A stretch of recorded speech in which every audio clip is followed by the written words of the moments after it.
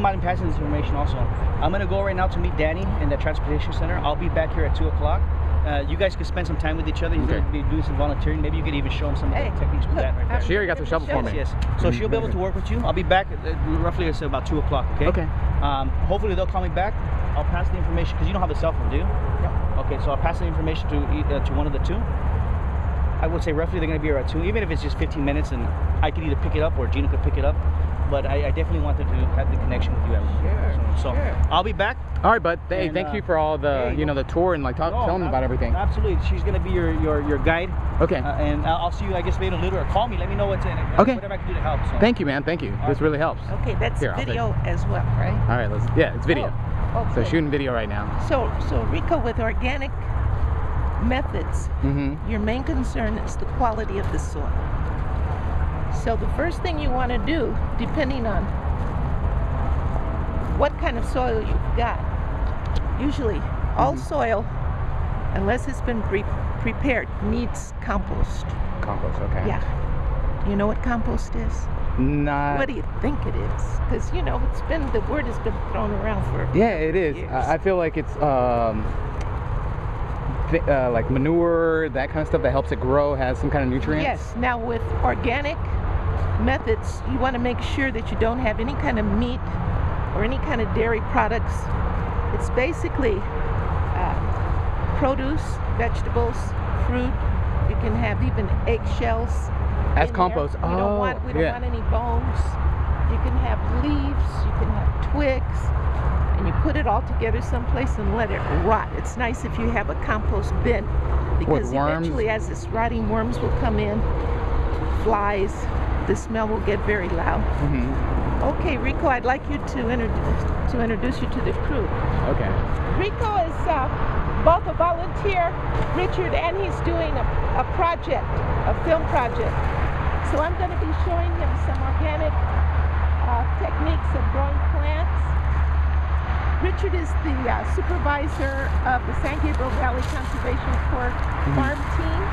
So you want to talk to him too, because they provide the labor for the farm. Oh, okay. And this is the compost. This is what you're talking about, the compost? Now, this is mulch. That's the other necessary thing you need. After you mix in your compost has to be totally decomposed. So it will almost look like soil. I meant to bring a sample of some. And you work that into your soil. The compost is worked into the soil. Then you put in your irrigation system. Hopefully it's a drip irrigation, because it conserves water, and it will get the water right to the plant. So drip irrigation is usually either a pipe or a soft hose running along the ground, and it has holes in it, and it's connected to one feeder hose, a big feeder hose like this, and then all the little pipes or the little hoses run out into your garden area, and you have a faucet somewhere that turns on the water. So wherever you have a hole for the water to come out of your drip system, that's where you want to plant a plant. Because that water will go only to that plant. And it's conserved just for that plant. It conserves water, and it helps cut down on weeds.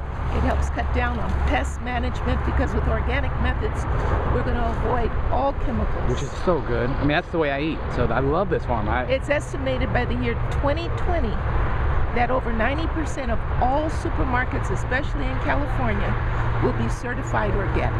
I can't wait. That's the way I eat. And see, I watch a lot of documentaries on Food Inc. and the history. I know what this farm is going to be like, but now I'm so excited to be here. Yes, so you know quite a bit about how the animals connect, because Food Inc. spent a lot of time with the chickens. You can get very, I try not to be a perfectionist, because I'm still learning too. So sometimes you kind of have to go along with people if they give you stuff, if they give you horse manure for your compost, and you're hoping, well, I hope these horses haven't been shot with hormones and because all that affects. I never thought about that. The same with the chickens, because if it's in our compost, it's going in our soil, and the soil feeds our plants. So when you start off, sometimes it's just good to do as best you can, and then perfect your methods as you get used to what it is that you're doing.